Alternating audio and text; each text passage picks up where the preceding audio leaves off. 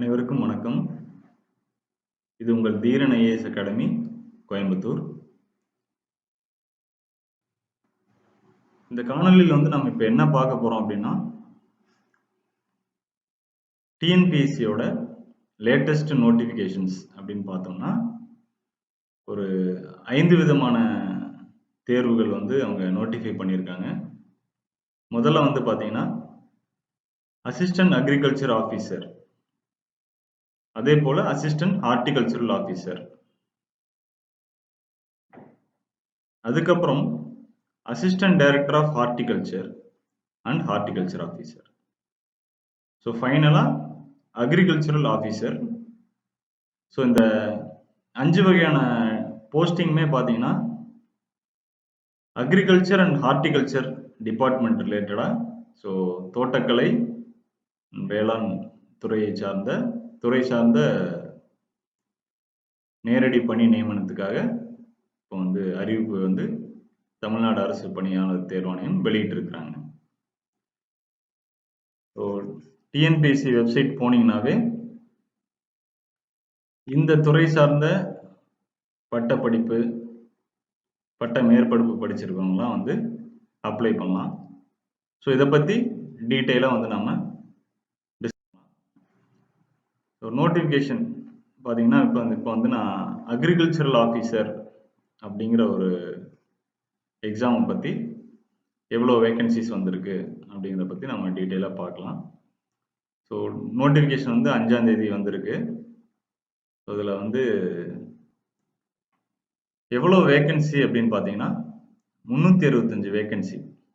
So 359 plus கடந்த ரெக்ரூட்மெண்ட்டில் fill ஆகாத post ஒரு 6 post backlog or carry forward வேகன்சியாக வந்திருக்கு. கிட்டத்தட்ட இந்த சம்பளம், இந்த பணிக்கான சம்பளம் பார்த்தீங்கன்னா 37,700லேருந்து 1,19,500 ரூபாய் வரைக்கும் இந்த ஸ்கேல் ஆஃப் பே இருக்கும். ஸோ லெவல் 20, லெவல் 20ல் நம்ம என்ட்ரி ஆகிறோம் இந்த எக்ஸாம் கிளியர் பண்ணலாம். அதுக்கப்புறம் நம்மளுடைய தமிழ்நாடு அரசு பின்பற்றக்கூடிய ரிசர்வேஷன் பாலிசியை பொறுத்து இந்த 359 சீட்டு ப்ளஸ் ஒரு 6 365 சீட் எப்படி ஸ்பிளிட் அப் ஆயிருக்கு அப்படின்னு பற்றி ஒரு நம்பர்ஸ் கொடுத்துருப்பாங்க. ஸோ அதை டீட்டெயிலாக நம்ம பார்த்துங்க. ஸோ ஒவ்வொரு கேட்டகரிக்கும் அதோடைய விளக்கத்தை கீழே அப்ரிவேஷன் கொடுத்துருப்பாங்க. ஸோ ஜென்ரல், ஜிடினா ஜென்ரல் டர்ன், அதுக்கப்புறம் பிசி, ஓபிசி, எம்பிசி, இந்த மாதிரி நிறைய கேட்டகரிஸ் அப்ரிவேஷன் கொடுத்துருக்காங்க. ஸோ இதை எல்லாம் செய்யறதுக்கு முன்னாடி வெரி இம்பார்ட்டண்ட் ஒரு விஷயம் அப்படின்னு பார்த்தீங்கன்னா, எல்லாருக்குமே தெரிஞ்சிருக்கும், போட்டித் தேர்வுகளுக்கு தயார் பண்ணுற எல்லா மாணவர்களுக்குமே கிட்டத்தட்ட தெரிஞ்சிருக்கக்கூடிய விஷயம். டிஎன்பிஎஸ்சியை பொறுத்தளவுக்கு ஒன் டைம் ரெஜிஸ்ட்ரேஷன் கன்ஃபார்மாக கண்டிப்பாக எல்லாருமே பண்ணியிருக்கணும். ஓகேங்களா? ஸோ புதுசாக 2020ல் டிகிரி கம்ப்ளீட் பண்ணவங்க, இல்லை அதுக்கு முன்னாடி 2019 கம்ப்ளீட் பண்ணவங்க யாராக இருந்தாலுமே இந்த one time registration compulsory. One time ரெஜிஸ்ட்ரேஷனில் உங்களோட பர்சனல் டீட்டெயில்ஸ் எல்லாத்தையுமே கொடுத்துருப்போம். இந்த ஒன் டைம் ரெஜிஸ்ட்ரேஷன் பண்ணதுக்கு அப்புறம் உங்களுக்கு ஒரு லாகின் ஐடி, பாஸ்வேர்டு டிஎன்பிஎஸ்சிலேருந்து கிடைக்கும். ஸோ அதை வச்சு தான் வரக்கூடிய எக்ஸாம்ஸ் நம்ம அப்ளை பண்ண முடியும். ஸோ ஒன் டைம் ரெஜிஸ்ட்ரேஷன் பண்ணிட்டாவே அப்ளிகேஷன் போட்டோம் அப்படிங்கிற மாதிரி கிடையாது. ஸோ ஒன் டைம் ரெஜிஸ்ட்ரேஷன் பண்ணி முடிச்சதுக்கப்புறம் நம்ம அகெயின் அந்த பர்டிகுலர் போஸ்ட்டுக்கு அப்ளை பண்ணணும். இந்த ஒன் டைம் ரெஜிஸ்ட்ரேஷன் கிட்டத்தட்ட 5 வருஷம் வரைக்கும் வேலிடிட்டி அப்படிங்கிறாங்க. அது முடிச்சதுக்கப்புறம் அகைன் நம்ம பே பண்ணி மறுபடியும் இந்த ஒன் டைம் ரெஜிஸ்ட்ரேஷன் ரிவைவ் பண்ணிக்கணும். சரிங்களா? ஸோ இப்போ இந்த 365 வேகன்சி அது எப்படி அக்ரிகல்ச்சர் ஆஃபீஸருக்கு ஸ்பிளிட் ஆயிருக்கு அப்படின்னு பார்த்துட்டோம். அடுத்ததாக இம்பார்ட்டன்ட் டேட்ஸ். சரிங்களா? எக்ஸாம் எப்போ நோட்டிஃபை ஆயிருக்குன்னு பார்த்தீங்கன்னா 5ஆம் தேதி நோட்டிஃபிகேஷன் வந்திருக்கு. ஸோ 4ஆம் தேதி, அதாவது மார்ச் 4ஆம் தேதி வரைக்கும் 2021 வரைக்கும் நீங்கள் அப்ளிகேஷன் சப்மிட் பண்ணலாம். ஒன்லி ஆன்லைன் மோடு தான். வேற எந்த ஃபார்மேட்டும் கிடையாது. அதே மாதிரி பேமெண்ட் வந்து பார்த்தீங்கன்னா, இப்போ ஒன் டைம் ரெஜிஸ்ட்ரேஷன் வந்து புதுசா பண்றீங்க அப்படின்னா, உங்களுக்கு வந்து சில எக்ஸம்ஷன்ஸ் வரும். அது பின்னாடி வந்து நம்ம பார்க்கலாம். ஸோ பேமெண்ட் வந்து எப்போ வரைக்கும் நம்ம வந்து பண்ணலாம் அப்படின்னா, 6ஆம் தேதி வரைக்கும் பண்ணலாம். 6/3/2021. ஸோ இது வந்து 2 படிநிலை தேர்வு தான். வந்து பார்த்தீங்கன்னா, ரிட்டன் எக்ஸாமினேஷன் இருக்கும். அதுக்கப்புறம் வந்து இன்டர்வியூ. ஸோ அக்ரிகல்ச்சர் ஆஃபீஸர பொறுத்தளவுக்கு 2 பேப்பர் இருக்கு. பேப்பர் 1 பார்த்தீங்கன்னா, அந்த கன்சர்ன் சப்ஜெக்ட் அக்ரிகல்ச்சர் டிகிரி ஸ்டாண்டர்ட்ல கொஸ்டின் பேப்பர் இருக்கும். Then general studies. இதுவும் டிகிரி ஸ்டாண்டர்ட். 2மே வந்து 18ஆம் தேதி 2021, அதாவது ஏப்ரல் மாதம் 18ஆம் தேதி 2021ல காலை, மாலை இந்த 2 வேளைகள்ல வந்து 2 பேப்பருமே வந்து எக்ஸாமினேஷன் கண்டக்ட் பண்ணிடுறாங்க. ஸோ காலையில 10 மணிலேருந்து 1 மணி வரைக்கும் அக்ரிகல்ச்சர் சப்ஜெக்ட் பேப்பரும், மதியம் 3 மணிலேருந்து 5 மணி வரைக்கும் ஜெனரல் ஸ்டடீஸ் பேப்பரும் எக்ஸாம் எழுதி சிங்கிள் டேல வந்து கவர் பண்ணிடுறாங்க. ஸோ அடுத்து வந்து குவாலிஃபிகேஷன் அப்படின்னு பார்த்தீங்கன்னா, ஏஜ் லிமிட் வந்து வச்சிருக்கிறாங்க, வயது வரம்பு. ஸோ 1/7/2021 அந்த டேட்டை வந்து டெட்லைனாக வச்சுக்கிட்டு நம்ம ஏஜ் வந்து கால்குலேட் பண்ணணும். ஸோ ஆதி திராவிடர், பழங்குடியினர், அதே மாதிரி மிகவும் பிற்படுத்தப்பட்ட வகுப்பினர், ஆதரவற்ற விதிகள், இந்த மாதிரி நிறைய கேட்டகரிஸ் இருக்காங்க. அந்த வகையான மக்களுக்கு வந்து, அந்த வகுப்பை சார்ந்த மக்களுக்கு வந்து ஏஜ் லிமிட் வந்து கிடையாது. இந்த எல்லா வகுப்புலேருந்தும் விடுபட்டு ஒரு வகுப்பை சார்ந்த மக்கள் இருக்காங்க அப்படின்னா, அவங்க வெறும் அக்ரிகல்ச்சர் டிகிரியோடு நிறுத்தினாங்கன்னா 30 வயசு வரைக்கும் அவங்க எக்ஸாம் எழுதலாம். பிஜி பட்ட மேற்படிப்பு வந்து அக்ரிகல்ச்சரில் பண்ணியிருந்தாங்க, இல்லை முனைவர் பட்டம் வச்சுருந்தாங்க அப்படின்னா 32 வயசு வரைக்கும் எழுதலாம். ஸோ இந்த வயது வரம்பு யாருக்கு வந்து அப்ளிகபிள் ஆகும்னா, நம்ம இதுக்கு முன்னாடி ஒரு கேட்டகரி பார்த்தோம் இல்லைங்களா? ஸோ ஆதி திராவிடர்கள், பழங்குடியினர் வகுப்பு, மிகவும் பிற்படுத்தப்பட்டவர்கள், ஆதரவற்ற விதவைகள். ஸோ இந்த கேட்டகரியில் இல்லாமல் வந்து ஒரு சில கேட்டகரியில் ஜென்ரல் கேட்டகரியில் மக்கள் இருந்தாங்கன்னா, அவங்களுக்கு தான் இந்த வயது வரம்பு அப்படிங்கிறது வந்து அப்ளிகபிள் ஆகும். சரிங்களா?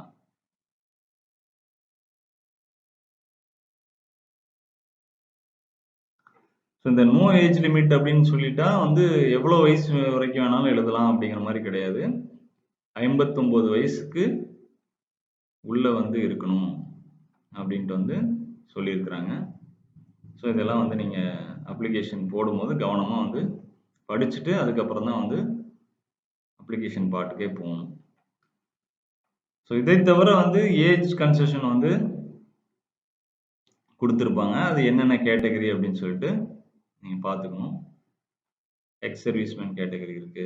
தென் வந்து பர்சன் வித் பெஞ்ச்மார்க் டிசபிலிட்டி அப்படின்ட்டு சொல்றாங்க. 2வது கேட்டகரி வந்து எஜுகேஷனல் குவாலிஃபிகேஷன். ஸோ 5/2 இந்த நோட்டிஃபிகேஷன் வந்த டேட்டுக்குள்ள வந்து நம்ம இந்த எஜுகேஷன் குவாலிஃபிகேஷனை வந்து கல்வி தகுதியை வந்து வச்சிருக்கணும். ஸோ அது அவங்க மட்டும்தான் வந்து அப்ளை பண்ண முடியும். ஸோ இதில் என்ன சொல்றாங்கன்னா, பேச்சுலர் டிகிரி இன் அக்ரிகல்ச்சர், அதாவது பிஎஸ்சி அக்ரிகல்ச்சர் பட்டம் வந்து டிகிரி வந்து வாங்கியிருக்கணும். And must possess adequate knowledge in Tamil. So Tamil மொழியில் வந்து தேவையான அளவு மொழித்திறன் வச்சிருக்கணும் அப்படிங்கிறது கம்பல்சரி அப்படிங்கிறாங்க. இந்த அடிக்குவேட் நாலேஜ் இன் தமிழ் அப்படின்னா என்ன மீன் பண்றாங்க அப்படிங்கிறத பத்தி ஒரு எக்ஸ்பிளனேஷனும் வந்து கொடுத்துருக்குறாங்க. So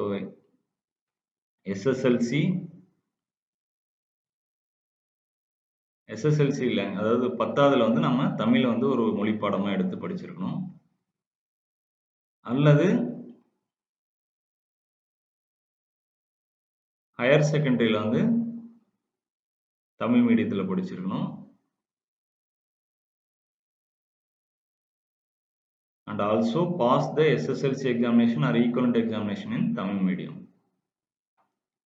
So higher secondary and SSLC ரெண்டையுமே வந்து தமிழ் மீடியத்தில் வந்து படிச்சிருந்தாலோ, or pass the second class language test in Tamil conducted by the commission. TNPSC வந்து செகண்ட் கிளாஸ் லாங்குவேஜ் டெஸ்ட் அப்படிங்கிறத ஒன்று கண்டக்ட் பண்ணியிருப்பாங்க. அதை வந்து பாஸ் பண்ணியிருக்கணும். ஸோ இதை பற்றி வந்து சில ஆக்ட்ஸு, சில கண்டிஷன்ஸ்லாம் வந்து கொடுத்துருக்காங்க. அதையும் தெளிவாக வந்து படித்து பார்த்துக்குங்க.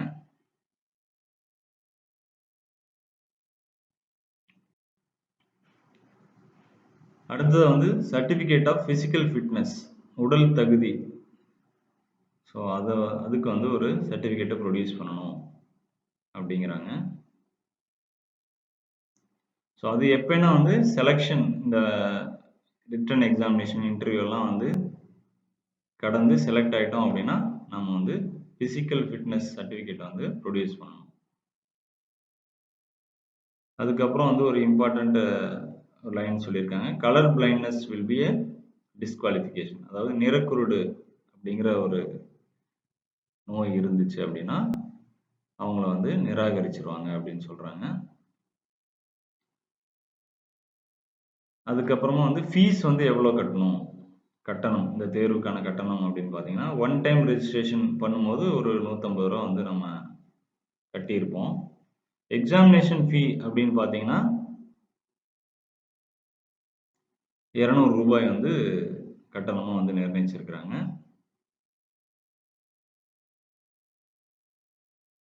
ஸோ எந்த ஒரு கன்செஷனுமே இல்லை அப்படின்னா மட்டும் நம்ம 200 ரூபாய் வந்து தேர்வு கட்டணமாக கட்டணும். ஸோ இதை ஒட்டியே வந்து சில கன்செஷன்லாம் வந்து டிஎன்பிசி வந்து ஆல்ரெடி கொடுத்துருக்காங்க. ஸோ யாருக்கெல்லாம் வந்து தேர்வு கட்டணத்திலேருந்து விலக்கு கொடுத்துருக்காங்க அப்படின்னு பார்த்தீங்கன்னா இந்த டேபிளை வந்து பார்க்கலாம். ஸோ யாருக்கெல்லாம் விலக்கு கொடுத்துருக்காங்கன்ட்டு. ஸோ மிகவும் பிற்படுத்தப்பட்ட வகுப்பினருக்கு வந்து ஒரு 3 சான்சஸ் இருக்குது கட்டணம் இல்லாமல். அதே மாதிரி பிற்படுத்தப்பட்ட வகுப்பினருக்கும் வந்து 3 இலவச வாய்ப்புகள். எக்ஸ் சர்வீஸ்மேன்னா 2 வாய்ப்பு. ஸோ மற்ற எல்லாருக்குமே வந்து கட்டணத்திலேருந்து விலக்கு கொடுத்துருக்குறாங்க தேர்வாணையம். சரிங்களா? அடுத்தது பார்த்தீங்கன்னா இந்த பேமெண்ட் வந்து எப்படி பண்ணலாம் அப்படின்னு பார்த்தீங்கன்னா, ஆன்லைன் மோடு இருக்குது, நெட் பேங்கிங் இருக்குது, கிரெடிட் கார்டு, டெபிட் கார்டு, எதை வச்சு வேணாலும் நம்ம பண்ணலாம். அல்லது நம்ம ஆன்லைன் அப்ளிகேஷனை சப்மிட் பண்ணதுலேருந்து 2 நாளுக்குள்ளே வந்து ஆஃப்லைனில் எஸ்பிஐ அல்லது ஹெச்டிஎஃப்சி பேங்க் மூலமாக வந்து நம்ம வந்து அமௌண்ட்டை பே பண்ணலாம்.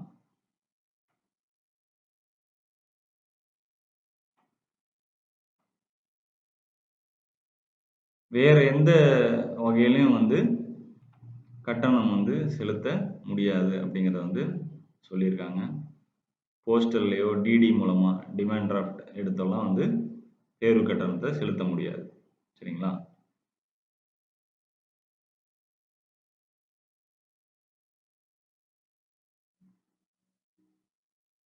ஸோ ஆல்ரெடி வந்து ஒரு 150 ரூபா கட்டி ஒன் டைம் ரெஜிஸ்ட்ரேஷன் பண்ணி வச்சிட்டிங்க அப்படின்னா மறுபடியும் வந்து போய் நம்ம ரெஜிஸ்ட்ரேஷன் ஃபீ 150 ரூபா வந்து கட்டணுங்கிற அவசியம் கிடையாது. ஸோ தேர்வு கட்டணத்தை மட்டும் நம்ம கட்டிடலாம்.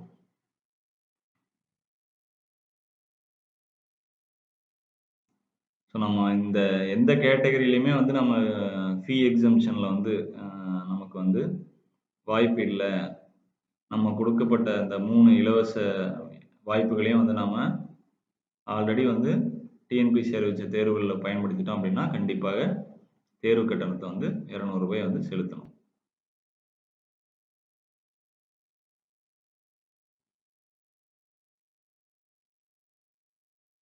ஸோ இந்த விஷயங்கள் எல்லாமே வந்து தேர்வாணையத்தோட இன்ஸ்ட்ரக்ஷன் டு அப்ளிகன்ஸ் அப்படிங்கிற ஒரு லிங்க்ல வந்து தெளிவாக கொடுத்துருப்பாங்க. அதையும் வந்து புதுசாக வந்து டிஎன்பிசி தேர்வு எழுதுகிறவர்கள் கண்டிப்பாக வந்து ஒரு தடவை படித்து பார்த்துட்டு அதுக்கப்புறம் வந்து அப்ளிகேஷன் ஃபார்மேட்டுக்கு வரலாம், எக்ஸாமுக்கு வந்து அப்ளை பண்ணலாம். அடுத்து இந்த எக்ஸாம் வந்து எப்படி நடக்கும் அப்படின்னு பார்த்தீங்கன்னா objective type and oral test அப்படிங்கிறாங்க. அப்ஜெக்டிவ் டைப்னா ஓஎம்ஆர், மெத்தடில் OMR ஷீட்டில் வந்து நம்ம ஷேட் பண்ணணும். ஸோ முன்னாடியே வந்து நம்ம சொன்னோம், இந்த எக்ஸாமில் வந்து 2 பேப்பர் இருக்கும். ஸோ பேப்பர் 1ல் வந்து 200 கொஸ்டின் இருக்கும். பேப்பர் 2ல் வந்து ஜென்ரல் ஸ்டடீஸில் 100 கொஸ்டின் இருக்கும். ஸோ பேப்பர் 1 அக்ரிகல்ச்சர் சப்ஜெக்ட்டு, அதில் வந்து 200 கொஸ்டின்ஸ், அதையெல்லாம் சால்வ் பண்ணுறதுக்கு நமக்கு 3 மணி நேரம் கால அவகாசம் கொடுக்குறாங்க. பேப்பர் 2வை பொறுத்தளவுக்கு 100 கொஸ்டின், அதையெல்லாம் வந்து நம்ம அட்டன் பண்ணுறதுக்கு 2 மணி நேரம் வந்து டைம் பீரியடு. ஸோ இந்த 2 பேப்பருக்கும் வந்து எவ்வளோ மார்க்ஸ் வந்து கொடுத்துருக்காங்க, இந்த 2 ரிட்டன் எக்ஸாமினேஷன் முடிச்சதுக்கப்புறம் இன்டர்வியூ அண்ட் ரெக்கார்ட்ஸ்க்கு வந்து ஒரு 70 மதிப்பெண். ஸோ பேப்பர் 1க்கு வந்து 300 மதிப்பெண்கள் மேக்ஸிமம் மார்க்ஸ், இவ்வளோ தான் ஸ்கோர் பண்ண முடியும். பேப்பர் 2க்கு வந்து 200 மதிப்பெண். இன்டர்வியூ நேர்முக தேர்வுக்கு வந்து ஒரு 70 மதிப்பெண். ஸோ மொத்த மதிப்பெண்கள் இந்த தேர்வுக்கு பார்த்தீங்கன்னா 570. சரிங்களா? ஸோ மினிமம் மார்க்ஸ் வந்து எவ்வளோ எடுக்கணும் ஒரு கேண்டிடேட்டு அப்படின்னு பார்த்தீங்கன்னா, நம்ம ஆல்ரெடி பார்த்த கேட்டகரிஸ்க்கு வந்து 171 மதிப்பெண் வந்து மினிமமாக வந்து எடுத்திருக்கணும். ஸோ இதர வகுப்பினர், இந்த ஆதி திராவிடர், பழங்குடியினர், பிற்படுத்தப்பட்டவர்கள், மிகவும் பிற்படுத்தப்பட்டவர்கள், ஆதரவற்ற விதவைகள், இந்த கேட்டகரியை சார்ந்தவர்களுக்கு வந்து 171 மதிப்பெண் வந்து குறைந்தபட்ச மதிப்பெண் இருக்கணும் அப்படின்ட்டு சொல்றாங்க. அதே மாதிரி இந்த கேட்டகரியில் ஃபால் ஆகாத சில கேட்டகரிஸ் இருப்பாங்க. அவங்க வந்து குறைந்தபட்சம் 228 மதிப்பெண்கள் வந்து எடுக்கணும். பொது பிரிவினர் அப்படின்னு சொல்றாங்களா, அவங்க வந்து இவ்வளவு மதிப்பெண்கள் குறைந்தபட்சம் எடுத்திருந்தா தான் வந்து இன்டர்வியூ ப்ராசஸ்க்கு வந்து குவாலிஃபை ஆக முடியும் அப்படின்னு சொல்றாங்க. இந்த கொஸ்டின் பேப்பர் வந்து பார்த்தீங்கன்னா, அக்ரிகல்ச்சர் பேப்பர் 1 வந்து இங்கிலீஷில் மட்டும்தான் இருக்கும். ஜென்ரல் ஸ்டடீஸ் பேப்பர் 2 தான் வந்து பைலிங்குவல், தமிழ்லையும் இருக்கும், இங்கிலீஷ்லையும் இருக்கும். ஸோ பேப்பர் 1 பொறுத்தளவுக்கு கொஸ்டின் பேப்பர் இங்கிலீஷில் மட்டும்தான் இருக்கும் அப்படிங்கிறத ஞாபகம் வச்சுக்கணும். செலெக்ஷன் ப்ரொசீஜர் எப்படி இருக்கும் அப்படின்னு பார்த்தீங்கன்னா, ரிட்டன் எக்ஸாமினேஷன், அதுக்கப்புறம் வந்து ஓரல் டெஸ்ட், இந்த 2 ஸ்டேஜ்லேயும் வந்து நம்ம வந்து கிராஸ் பண்ணிட்டோம் அப்படின்னா, இந்த 2 ஸ்டேஜ்லையும் எடுத்த மார்க்கின் அடிப்படையில் வந்து மெரிட் அடிப்படையில் வந்து அதே மாதிரி ரிசர்வேஷன் ரூல் அப்ளிகபிள் பண்ணி நமக்கு வந்து ஃபைனல் லிஸ்ட்டை வந்து வெளியிடுவாங்க. சர்டிஃபிகேட் வெரிஃபிகேஷன் அந்த ப்ராசஸ்லாம் முடிஞ்சு,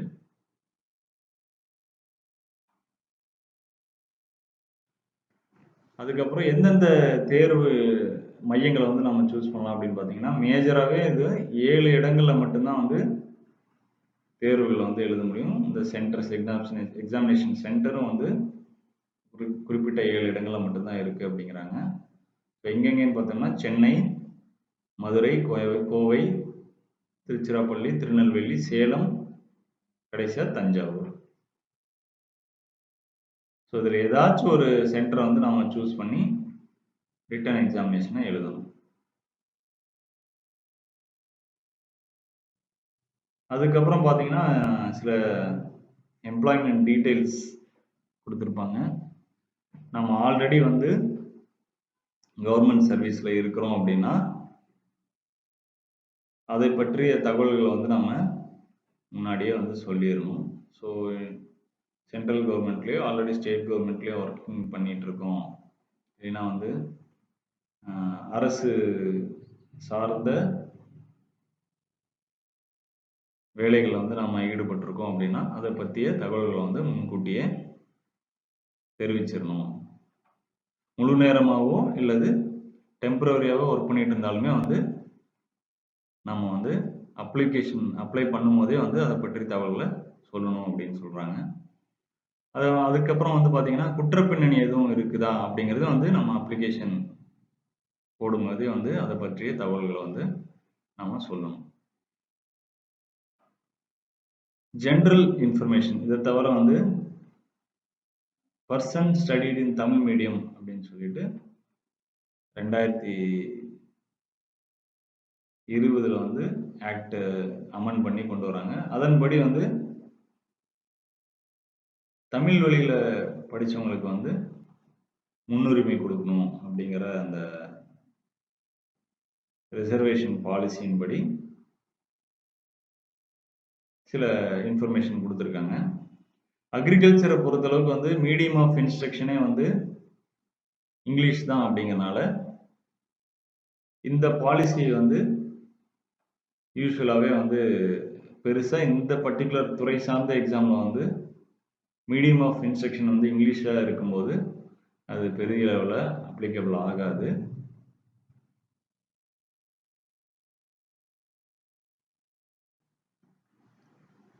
அடுத்து வந்து நம்ம முன்கூட்டியே பார்த்த மாதிரி சில ரிசர்வேஷன் ப்ராசஸ் யார் யாருக்கெல்லாம் வந்து என்னென்ன ரிசர்வேஷன் இருக்குது அப்படிங்கிறத பற்றி டீட்டெயிலாக சொல்லியிருப்பாங்க.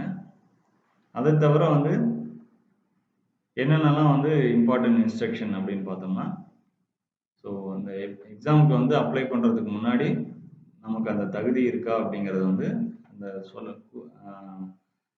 நோட்டிஃபிகேஷனில் சொல்லியிருக்கிற அடிப்படை தகுதிகள் எல்லாமே நம்ம வச்சுருக்கோமா, ஏஜ், எஜுகேஷன், இந்த விஷயங்கள்லாம், உடல் தகுதி, இது எல்லாமே வந்து நம்ம என்ஷூர் பண்ணிவிட்டு அப்ளை பண்ணணும் அப்படிங்கிறது தான் வந்து இதர தகவல்கள் அப்படிங்கிற ஒரு செக்ஷனில் வந்து இன்ஸ்ட்ரக்ஷன்ஸ் அப்படிங்கிற அந்த செக்ஷனில் வந்து சொல்லியிருப்பாங்க. ஸோ எந்த கமிஷனோட தேர்வாணையத்தோட வெப்சைட்டில் தான் வந்து நம்ம அப்ளை பண்ணணும். www.tnpcexams.in அல்லது www.tnpsc.government.in அப்படிங்கிற வெப்சைட்டில் போய் நம்ம அப்ளை பண்ணோம். அதை தவிர நமக்கு வேறு ஏதாச்சும் வந்து queries இருந்துச்சுன்னா டோல் ஃப்ரீ நம்பர் இருக்குது. அதே மாதிரி இமெயில் ஐடிஸும் வந்து கொடுத்துருக்காங்க, நம்ம கான்டாக்ட் பண்ணிக்கலாம்.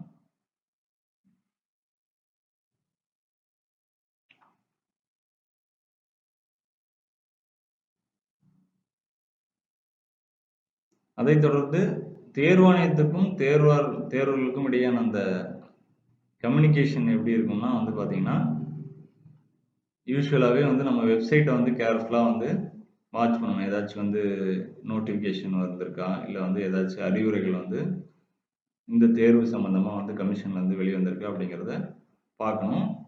அதை தவிர வந்து நமக்கு வந்து இன்ஃபர்மேஷன் வந்து இமெயில் மூலமாகவும் எஸ்எம்எஸ் மூலமாகவும் வந்து கமிஷன் வந்து அனுப்புகிறாங்க. அதையும் வந்து கவனமாக பார்த்துக்கணும்.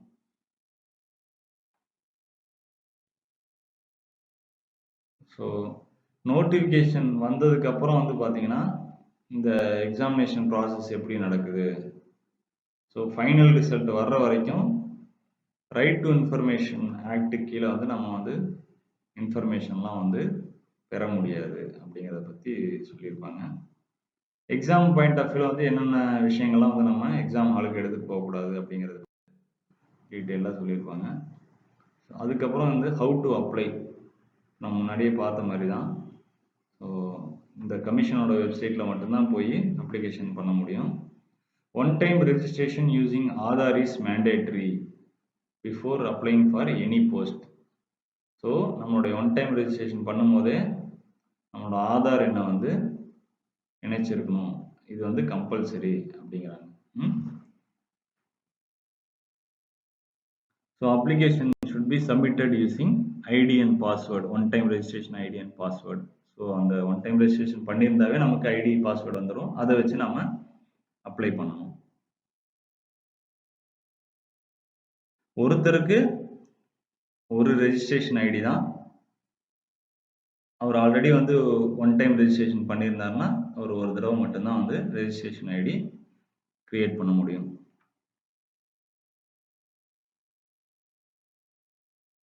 ஸோ இதை தவிர வந்து நம்ம அப்ளை பண்ணும்போதே வந்து நம்ம சொன்ன தகவல்கள் எல்லாமே கரெக்டாக இருக்கா அப்படிங்கிறத வந்து என்ஷூர் பண்ணிடணும். ஒன்ஸ் வந்து சப்மிட் கொடுத்துட்டோம்னா பெரிய அளவில் வந்து எதையுமே வந்து சேஞ்ச் பண்ண முடியாது. சரிங்களா? ஸோ அதுக்கப்புறம் அப்ளை பண்ணதுக்கப்புறம் சில ஜென்ரல் இன்ஸ்ட்ரக்ஷன்லாம் கொடுத்துருக்காங்க. ஸோ வெரி இம்பார்ட்டன்ட் ஒன்று பார்த்தீங்கன்னா, லாஸ்ட் டேட்டு 4ஆம் தேதி இரவு 11:59 வரைக்கும் வந்து நம்ம அப்ளிகேஷன் பண்ணிக்கலாம். அதுக்கப்புறம் வந்து லிங்கை வந்து டிசேபிள் பண்ணிடுவாங்க. யாரும் அப்ளை பண்ண முடியாது. அதுக்கப்புறம் வந்து ஒரு டிஸ்க்ளைமர் வந்து தேர்வாணையம் வந்து வெளியிட்டிருக்கு. இந்த ஈக்குவலன்ஸ் சர்டிஃபிகேட் அப்படின்னு சொல்லுவாங்க. Equivalence of qualification.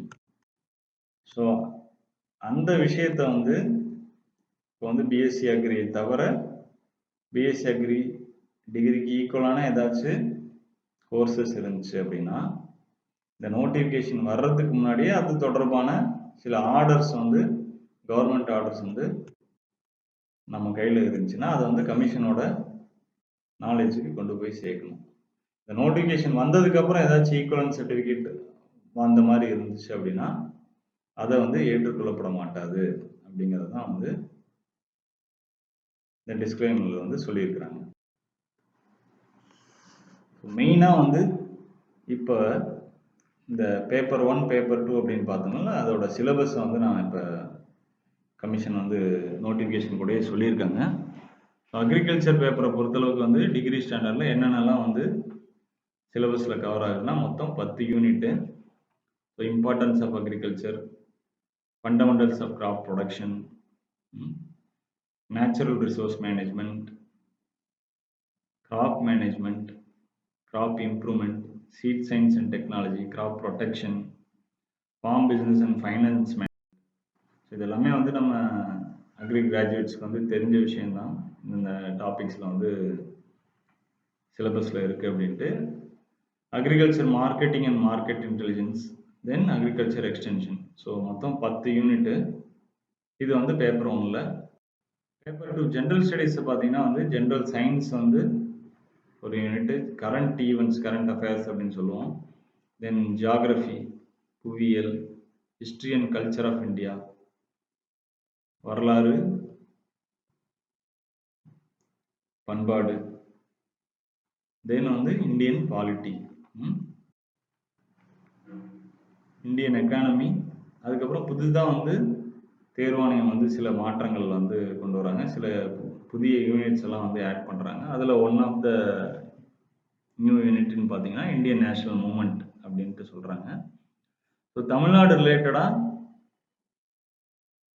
ஸோ சுதந்திரத்துக்கு முன்னாடி என்னென்ன நிகழ்வுகள் நடந்துச்சு அப்படிங்கிறது வந்து இந்தியன் நேஷனல் மூமெண்ட் ரிலேட்டடோட வந்து நம்ம தெரிஞ்சு வச்சுக்கணும். ஸோ அதை பற்றி படிக்கிறது தான் வந்து இந்த part. Then history, culture, heritage and socio political moment in Tamil Nadu. So இது வெரி இம்பார்ட்டன்ட் ஒன். இந்த டாப்பிக்கும் வந்து நம்ம வந்து புதுசாக வந்து படிக்க போகிறோம். அதுக்கப்புறம் வந்து டெவலப்மெண்ட் அட்மினிஸ்ட்ரேஷன் இன் தமிழ்நாடு. இதுவும் வந்து ஒரு புது யூனிட்டு. ஸோ இதையும் வந்து நம்ம படிக்கணும். தென் very important one last unit வந்து பார்த்தீங்கன்னா aptitude and mental ability. So மொத்தம் இருக்கிற 100 கொஸ்டின் பேப்பர் 2ல் 25 கொஸ்டின் வந்து ஆப்டிடியூட் அண்ட் மென்டல் எபிலிட்டிக்கு போகுது. ஸோ 1/4 ஆஃப் த வெயிட்டேஜ் வந்து or question number of questions பார்த்தீங்கன்னா வந்து ஆப்டிடியூட் அண்ட் மென்டல் எபிலிட்டிக்கு போயிடும். ஸோ இந்த ஏரியா வந்து நம்ம அதிகமாக கான்சன்ட்ரேட் பண்ண வேண்டியிருக்கு. அது இல்லாமல் இப்போ புதுசாக வந்து ஆட் பண்ணியிருக்கிற எல்லா யூனிட்ஸுமே வந்து very important in exam point of view. அதுக்கப்புறம் வந்து ஒரு அனெக்ஷர் வந்து கொடுத்துருக்காங்க. ஸோ மோஸ்ட் ப்ராபப்ளி வந்து இந்த எக்ஸாம் கண்டக்ட் பண்ணி முடிச்சதுலேருந்து நம்ம வந்து ரிசல்ட் எப்போ எதிர்பார்க்கலாம். ஸோ ஃபைனலாக வந்து ஓரல் டெஸ்ட்டு சர்டிஃபிகேட் அப்லோட் பண்ணுறதுக்கு ஒரு டைம் பீரியட், வெரிஃபிகேஷன், தென் ஃபைனலாக ஓரல் டெஸ்ட் முடிஞ்சு கவுன்சிலிங் வந்து எப்போ நடக்கும் அப்படிங்கிற மாதிரி ஒரு டென்டேட்டிவ் டைம்லைன் கொடுத்துருக்காங்க. ஸோ இந்த எக்ஸாம் பாயிண்ட் ஆஃப் வியூ வந்து தீரன் ஐஏஎஸ் அகாடமியில் வந்து agriculture officer or assistant director of horticulture or horticulture officer இந்த எக்ஸாம் வந்து எப்படி நம்ம வந்து அப்ரோச் பண்ணணும் அப்படிங்கிறது வந்து ஆல்ரெடி வந்து நம்ம யூடியூப் சேனல்ஸில் வந்து தீரன் ஐஏஎஸ் அகாடமி அப்படிங்கிற யூடியூப் சேனலில் வந்து நம்ம வீடியோவை போட்டிருக்கோம். ஸோ அதோட கண்டினியூஷன் தான். இப்போ புதுசாக வந்து நோட்டிஃபிகேஷன் வந்ததுக்கப்புறம் வந்து நிறைய பேர் வந்து ப்ரிப்பேர் பண்ணலாம். ஃப்ரெஷர்ஸ் வந்து 2020 பாஸ் அவுட் ஆன போது ப்ரிப்பேர் பண்ணலாம் அப்படிங்கிற ஐடியாவில் இருக்கும்போது மேஜராக வந்து நம்ம எங்கே வந்து கொஸ்டின்ஸ் எதிர்பார்க்கலாம் ஸோ லாஸ்ட் இது 3 கொஸ்டின் பேப்பர்ஸ் 2012 நடந்த 2 எக்ஸாம், அதுக்கப்புறம் 2018 நடந்த கொஸ்டின் பேப்பர்லாம் எடுத்து அனலைஸ் பண்ணும்போது, ஸோ கிட்டத்தட்ட ஒரு 50 கொஸ்டின், பேப்பர் 1 பொறுத்தளவுக்கு 200 கொஸ்டின். ஸோ அதில் கிட்டத்தட்ட 50 கொஸ்டின் வந்து எந்த ஏரியாலேருந்து வருது அப்படின்னு பார்த்தீங்கன்னா, அக்ரானமி அண்ட் சாயில் சயின்ஸ் ஏரியாவிலேருந்து கேள்விகள் கேட்கப்பட்டிருக்கு. ஸோ அது 3 பழைய கொஸ்டின் பேப்பர்ஸ் அனலைஸ் பண்ணி பார்த்தாலுமே எல்லாத்துலேயுமே வந்து 50க்கு குறையாமல் வந்து கொஸ்டின்ஸ் வந்து வந்துட்டு இருக்கு. So agronomy and soil science area வந்து வெரி இம்பார்ட்டன்ட். சரிங்களா? Then plant breeding and biotechnology area, அதே மாதிரி seed science and technology. So இந்த ஏரியாலையும் வந்து கிட்டத்தட்ட ஒரு குறைந்தபட்சம் 40 கேள்விகள் கேட்கப்பட்டிருக்கு. அதை தொடர்ந்து ஒரு பெரிய மேஜர் ஏரியா அப்படின்னு பார்த்தீங்கன்னா அக்ரிகல்ச்சர் எக்கனாமிக்ஸ் அண்ட் எக்ஸ்டென்ஷன். இந்த பார்ட்டில் வந்து கிட்டத்தட்ட ஒரு 56 கேள்விகள் வந்து கேட்டிருக்காங்க. ஸோ எந்தெந்த ஏரியாவில் வந்து அதிக வெயிட்டேஜ் கொடுக்கணும் அப்படிங்கிறதுக்கு வந்து ஒரு சின்ன சாம்பிள் தான் இந்த கம்பேரிசன்.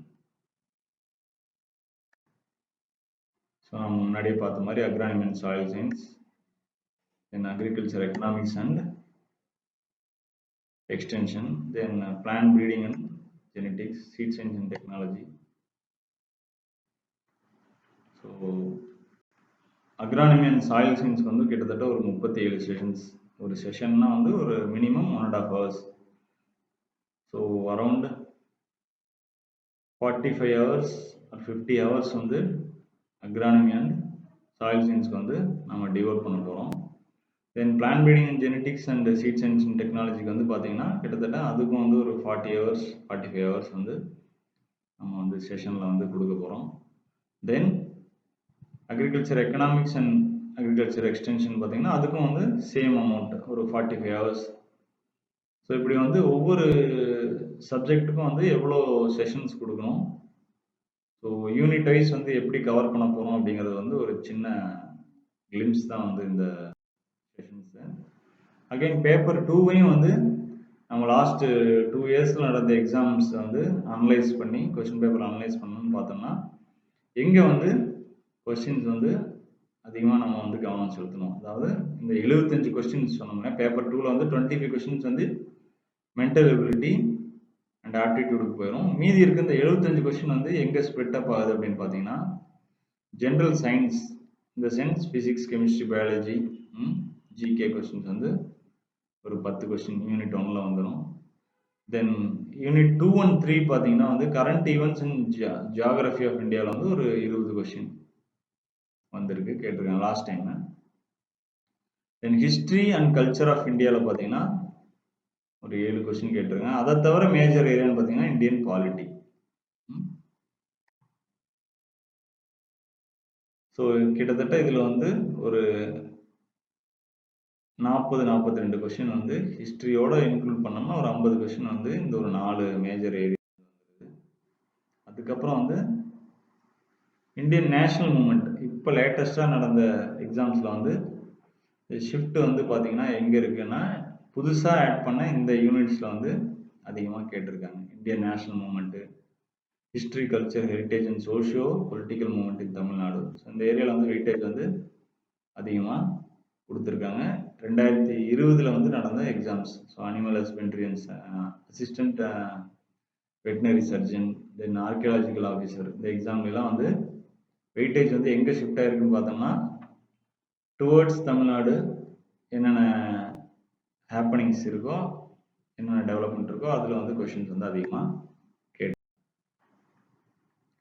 ஸோ யூனிட் 2க்கும் வந்து நம்ம எப்படியெல்லாம் வந்து செஷன்ஸ் வந்து அலாட் பண்ணுறோம் அப்படின்னு பார்த்தீங்கன்னா ஸோ கரண்ட் ஈவெண்ட்ஸ் இன் ஜியாகிரபிக்கு வந்து கிட்டத்தட்ட ஒரு 25 யூனிட்டு, ஆல்மோஸ்ட் வந்து ஒரு 50 hours வந்து நம்ம அதுக்கு ஸ்பெண்ட் பண்ண போகிறோம்.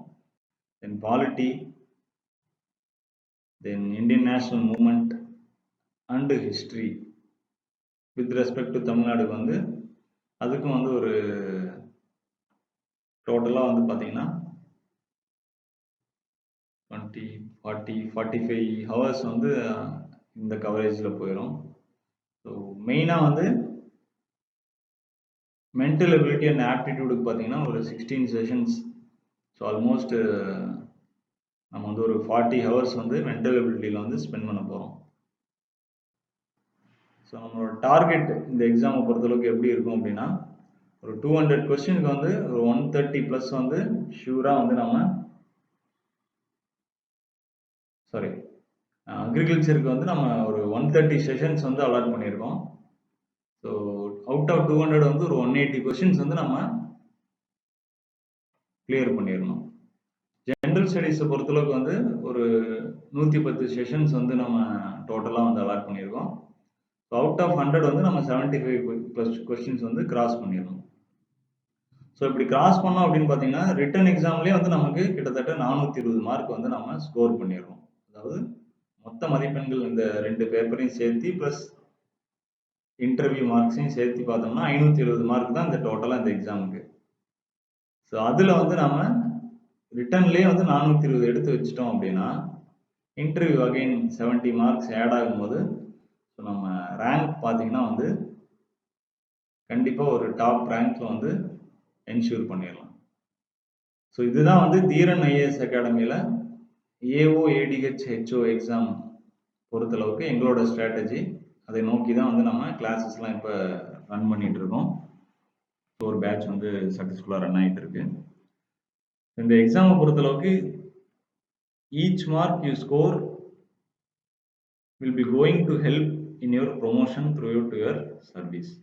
ஸோ இந்த எக்ஸாமில் வந்து நம்ம எடுக்கிற ஒவ்வொரு மார்க்குமே ஸோ ரேங்க் லிஸ்ட்டில் வந்து நம்மளை முன்னாடி கொண்டு போய் சேர்க்கும். இப்போ ரேங்க் லிஸ்ட்டில் முன்னாடி இருந்தோம்னா ப்ரொமோஷனும் வந்து based on your rank, your merit லிஸ்ட்டை வச்சு தான் வந்து வருங்காலத்தில் வரக்கூடிய ப்ரொமோஷன் எல்லாமே டிட்டர்மைன் செய்யப்படும். ஸோ இப்போ வந்து நோட்டிஃபிகேஷன் வந்ததுக்கப்புறம் வந்து சில அட்மிஷன்ஸ் வந்து போயிட்டுருக்கு. ஸோ அந்த அட்மிஷன் வந்து வரக்கூடிய 14/2/2021 வந்து க்ளோஸ் பண்ணிடுவோம். ஸோ இந்த ஆப்பர்ச்சுனிட்டி, ஏன்னா போஸ்டிங் பார்த்தீங்கன்னா ஒரு கிட்டத்தட்ட 365 வேகன்சிஸ் வந்துருக்கு. ஸோ இந்த ஆப்பர்ச்சுனிட்டியை வந்து யாருமே வந்து மிஸ் பண்ணிடக்கூடாது. ஸோ அக்ரிகோர்ஸ் ஹார்டிகல்ச்சர் கிராஜுவேட்ஸ் கண்டிப்பாக வந்து இந்த ஆப்பர்ச்சுனிட்டியை வந்து மிஸ் பண்ணாமல் வந்து இந்த 60 நாள் வந்து நல்லா ஹார்ட் ஒர்க் பண்ணுங்கள். ஸோ நம்ம முன்னாடியே வந்து தீரன் ஐஏஎஸ் அகாடமி வந்து எங்களுடைய வீடியோஸில் வந்து நாங்கள் சொல்லியிருப்போம்.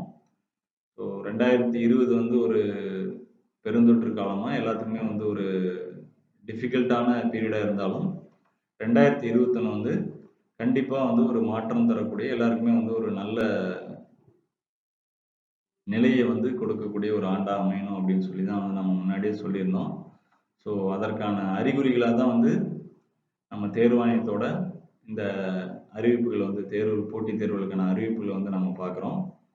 ஸோ தீரன் ஐஏஎஸ் அகாடமி சார்பாக இந்த தேர்வுகளை எதிர்கொள்ளக்கூடிய மாணவர்கள் அனைவருக்கும் வாழ்த்துக்களையும் வழிகாட்டுதலையும் வழங்க நாங்கள் எப்போவுமே வந்து தயாராக இருக்கோம் அப்படின்ட்டு சொல்லிக்கிறேன்.